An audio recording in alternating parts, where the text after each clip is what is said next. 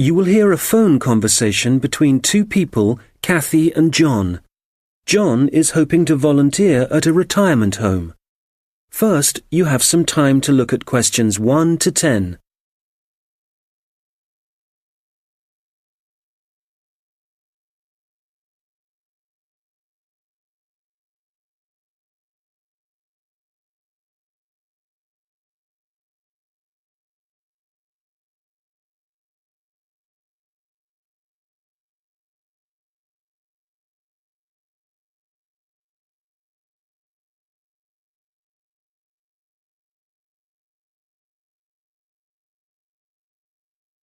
Hello, Hilary Lodge Retirement Home. Kathy speaking.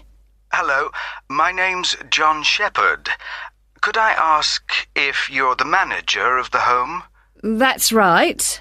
Oh, good. Hello, Kathy. A friend of mine is a volunteer at Hilary Lodge, and I'd like to help out too, if you need more people. I work part-time, so I have quite a lot of free time. We're always glad of more help, John. Shall I tell you about some of the activities that volunteers get involved in? Please. Well, on Monday evenings, we organise computer training. We've got 6 laptops and 5 or 6 residents come to the sessions regularly. They're all now fine at writing and sending emails, but our trainer has just moved away, and we need 2 or 3 volunteers who can help the residents create documents. Just simple things, really. I'd certainly be interested in doing that. Great! Then on Tuesday afternoons, we have an informal singing class, which most of the residents attend. We've got a keyboard and someone who plays, but if you'd like to join in the singing, you'd be very welcome. I work on Tuesdays at the moment, though that might change. I'll have to give it a miss for now, I'm afraid. OK. Then on Thursday mornings, we generally have a session in our garden. Several of our residents enjoy learning about flowers, where they grow best, how to look after them, and so on. Is that something you're keen on? I'm no expert, but I enjoy gardening, so yes, I'd like to get involved. Do you have your own tools at the home? We've got a few, but not very many. I could bring some in with me when I come. Thank you very much. One very important thing for volunteers is that we hold a monthly meeting where they all get together with the staff. It's a chance to make sure we're working well together and that everyone knows how the residents are and what's going on in the home. Uh-huh. Now, obviously, we'd need to get to know you before you become one of our volunteers. Of course. Could you come in for an informal interview later this week, maybe? I'm busy the next couple of days, but would Saturday be possible? Certainly. Just drop in any time during the day. I won't be working then, so you'll see my assistant, Mairead. Sorry, how do you spell that? It's M-A-I-R-E-A-D.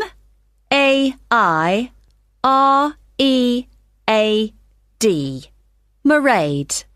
OK, got that. It's not a name I'm familiar with. Oh, it's an Irish name. She comes from Dublin. Right. And the road that Hilary Lodge is in is called Bridge Road, isn't it? That's right. Number 73. Fine. Oh, one other thing you might be interested in. We're holding a couple of open house days and still need a few volunteers if you're available. What are the dates? There's one on April the 9th and another on the 14th of May. They're both Saturdays and all-day events. I can certainly manage May the 14th. I've got another commitment on April the 9th, though. That would be a great help. We're having several guest entertainers, singers, a brass band and so on, and we're expecting a lot of visitors. So one possibility is to help look after the entertainers. Or you could spend an hour or so organising people as they arrive, and then just be part of the team, making sure everything's going smoothly. Well, shall I show people where they can park? Lovely. Thank you. One reason for holding the open house days is to get publicity for Hilary Lodge locally. So you may find you have someone from a newspaper wanting to interview you. They'll want to find out from 2 or 3 people why they volunteer to help at the home. We're trying to get a TV station to come too, but they don't seem very interested. I don't mind being interviewed. Good. Well, if you come in for a chat, as we arranged, we'll take it from there. Thank you very much for calling. My pleasure. Goodbye. Bye. Now turn to Section 2. You will hear the head of a centre which offers evening classes for adults. She is explaining some recent changes which have been made to the centre. First, you have some time to look at questions 11 to 15.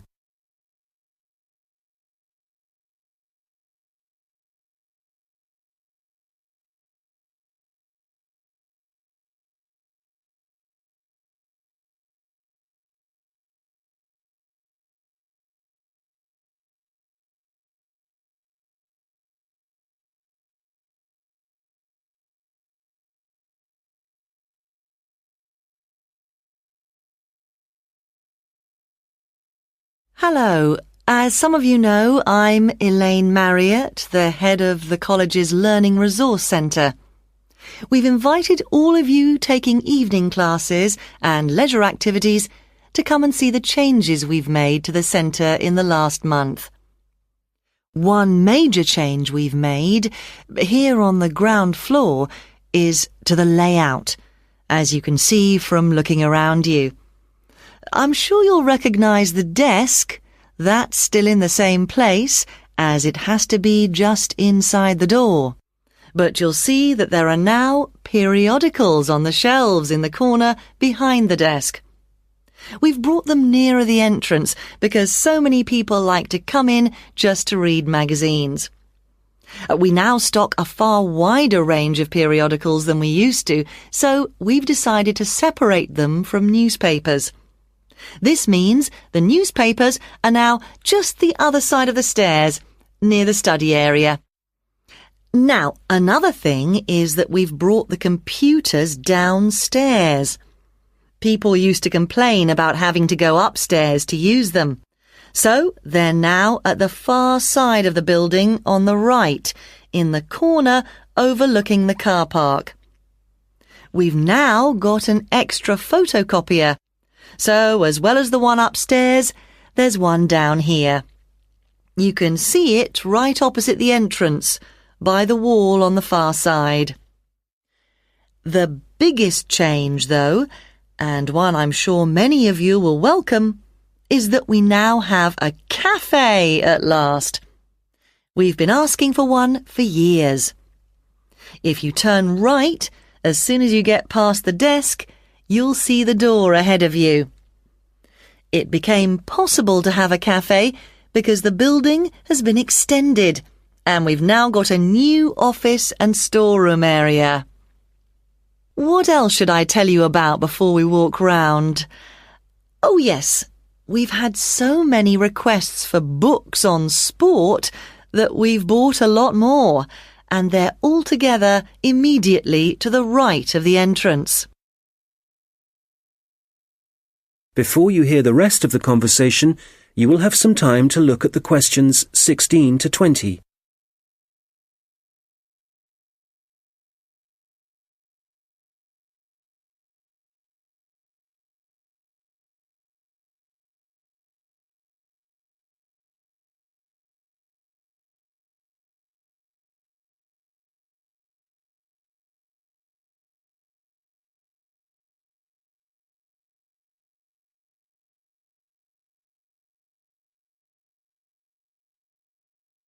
Now listen and answer questions 16 to 20. OK, that's enough on the new layout. We'll walk round in a moment, but before we do, something about the people who are here to help you. Of course, all the staff will do their best to answer your questions, but now we're each going to specialise in certain areas. So, if you ask a staff member about something and they don't think they can help you enough, they'll direct you to our specialist. Jenny Reed is the person to see if there are any films you'd like us to stock, as she's taken over responsibility for purchasing those. I'd better warn you that our budget is limited, so I'm afraid we can't promise to buy everything you ask for. Phil Penshurst can help you to improve your writing if you need to produce reports for your course. You can book a half-hour session with Phil to start with. Then, if you want more help, he'll arrange follow-up sessions with you. I must mention Tom Salisbury. Many people are interested in doing research or just reading about this region. The people, occupations, changes over the years and so on.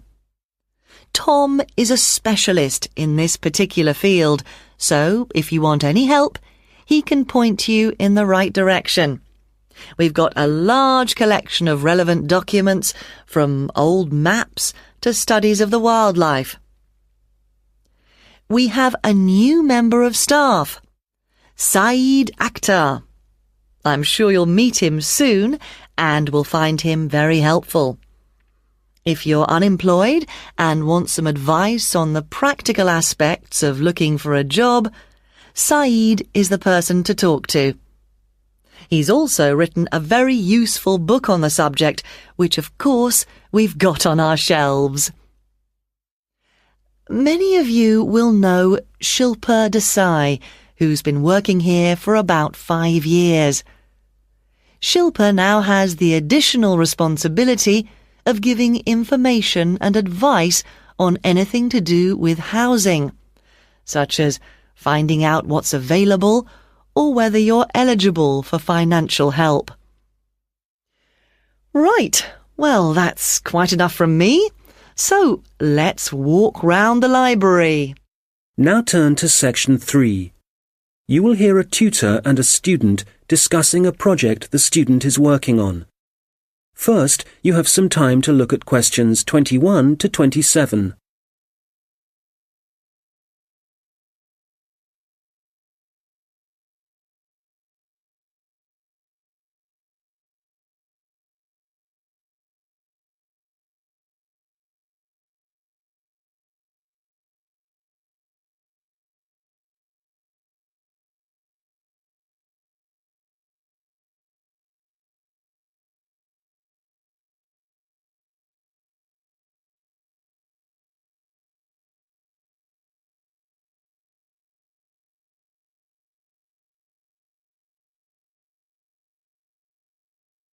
Right, Stuart. Well, I've read your draft report on your work placement at the Central Museum Association. Sounds as if you had an interesting time. So you ended up making a film for them? Yeah, it was a film to train the employees in different museums in the techniques they should use for labelling ancient objects without damaging them. Some of them are really fragile. OK. So, in your report, you go through the main stages in making the film. Let's discuss that in a little more detail. You had to find a location, somewhere to shoot the film.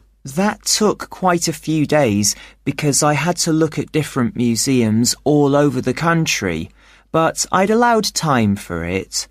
And even though it was the middle of winter, there wasn't any snow, so I didn't have any transport problems. Right. Did you have to decide what equipment you'd need for the filming? Yes, I think they were quite surprised at how well I managed that. It was just the luck of the draw, actually. I'd done that project with you last year. Oh, on recording technology? So you knew a bit about it from that, right? Yeah. What I found really hard was actually writing the script.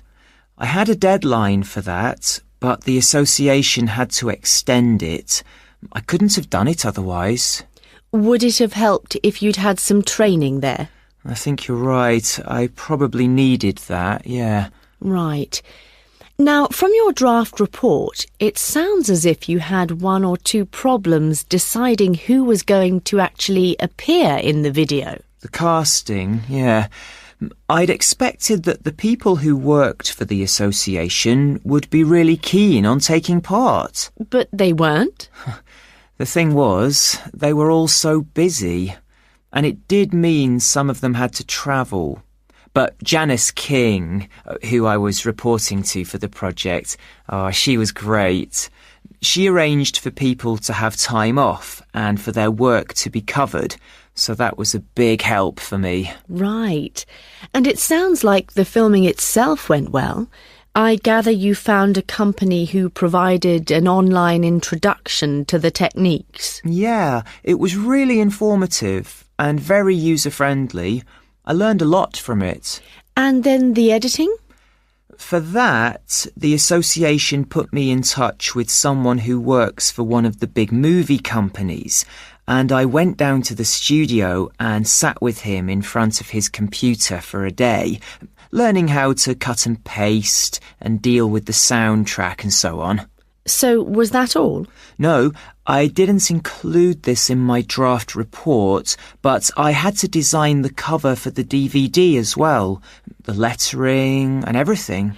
Have you done any of that sort of design work before? No, but I did a rough draft and then talked it through with a couple of my mates, and they gave me some more ideas. And when I'd finished it, I showed it to the people who worked at the association, and they really liked it. Excellent.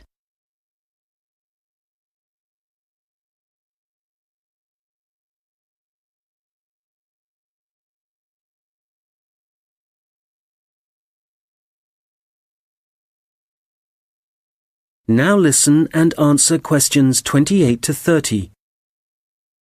Now, as well as your own draft report, I've also received some written evaluation from the association on the work you did during your placement and how it was of benefit to them. I noticed that you haven't included anything on that in your report yet. How my project benefited the association, you mean? So, do I have to include that? Yes. Let's think. I suppose if I hadn't made the film for them, they'd have had to get an outside company to do it. But because I was actually working for the association, I'd got much more of a feeling for what their aims are. Things like their responsibility for the conservation of the exhibits. I don't think an outside company would have had that understanding. They'd have been more detached. Right. And the association also said that because of your background, you had a good idea of where to go to get the best deal for the equipment you needed. They said the saving in expense made it worthwhile, even though sourcing it took quite a bit of time. Yes, that's true. The association also said making the film had a very positive effect in getting staff to work together more closely. Oh, I hadn't heard that. That's good. And certainly people weren't afraid to tell me what they thought about it as I was making it, so I was able to get lots of feedback at every stage.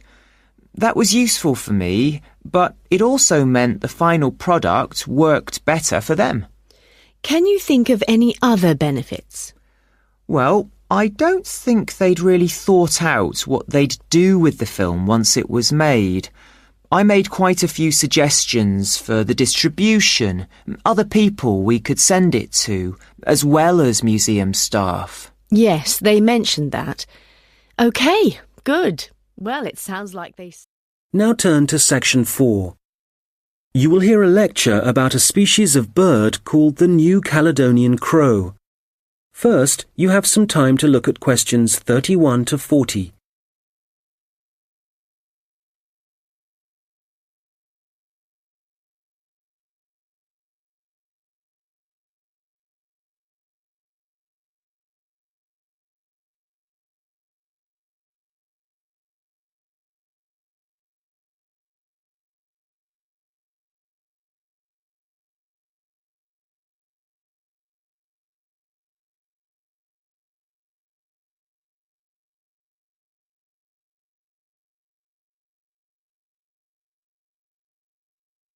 Now listen carefully and answer questions 31 to 40. I'm going to talk today about research into a particular species of bird, the New Caledonian crow, whose natural habitat is small islands in the Pacific Ocean. And it seems that these crows are exceptionally resourceful. Using sticks or other tools to find food isn't unknown among birds and animals. Some chimpanzees, for example, are known to bang nuts on stones in order to break the shell and get at the edible kernel inside. One New Caledonian crow, called Betty, bent some straight wire into a hook and used it to lift a small bucket of her favourite food from a vertical pipe.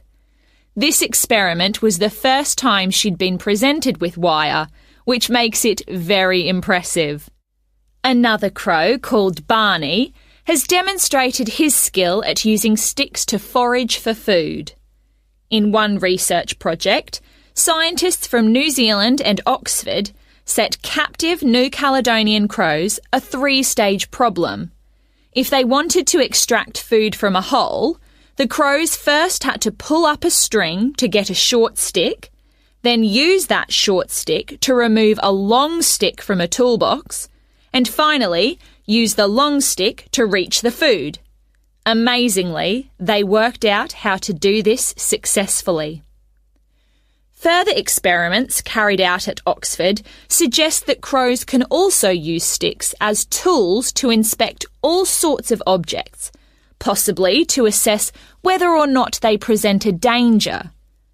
The idea for the experiment came from observing the birds using tools to pick at random objects, such as a picture of a spider that was printed on some cloth.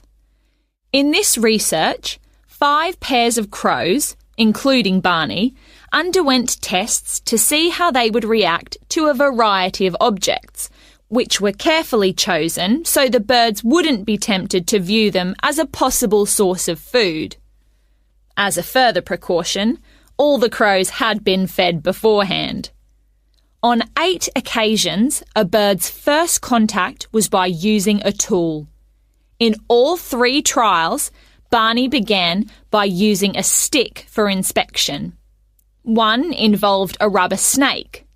First, he approached it, but didn't touch it, then retreated to pick up a stick. He then prodded it with the stick. After some more investigation, he discarded the stick and carried on pecking at the snake more confidently, apparently convinced that it wouldn't move. In other experiments, 2 different birds, called Pierre and Corbeau, also made a first approach with tools on 3 separate occasions. Pierre used a short piece of wood chip to touch a light which was flashing, and Corbeau was seen prodding a metal toad with a stick. Significantly, the crows tended to use the sticks only to make their first contact with the object. Subsequently, they either ignored the object or dropped the tool and pecked at the object, which is very different from using the tool to get access to food.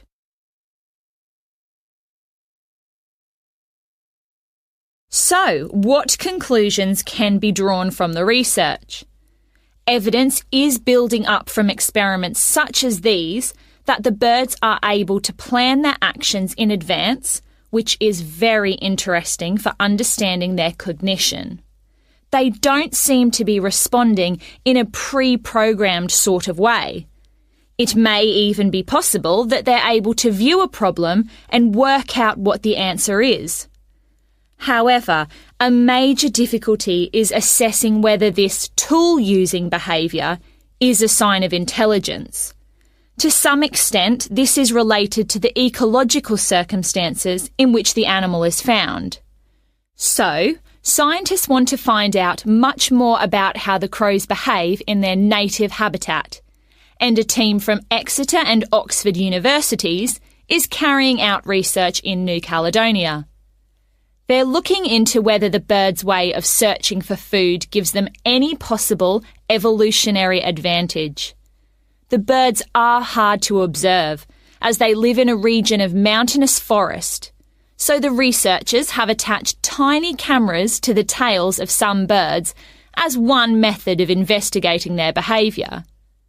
The birds are masters at using sticks to find their food, in particular beetle larvae from the trees.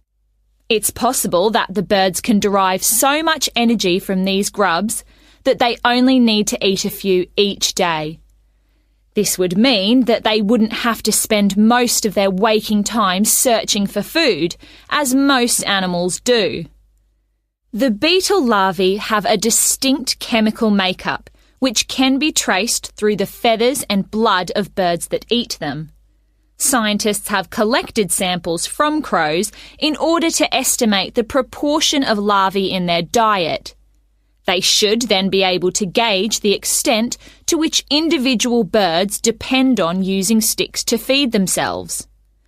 We have learnt a great deal about the ability of New Caledonian crows to use tools, and some very interesting research is being carried out into them.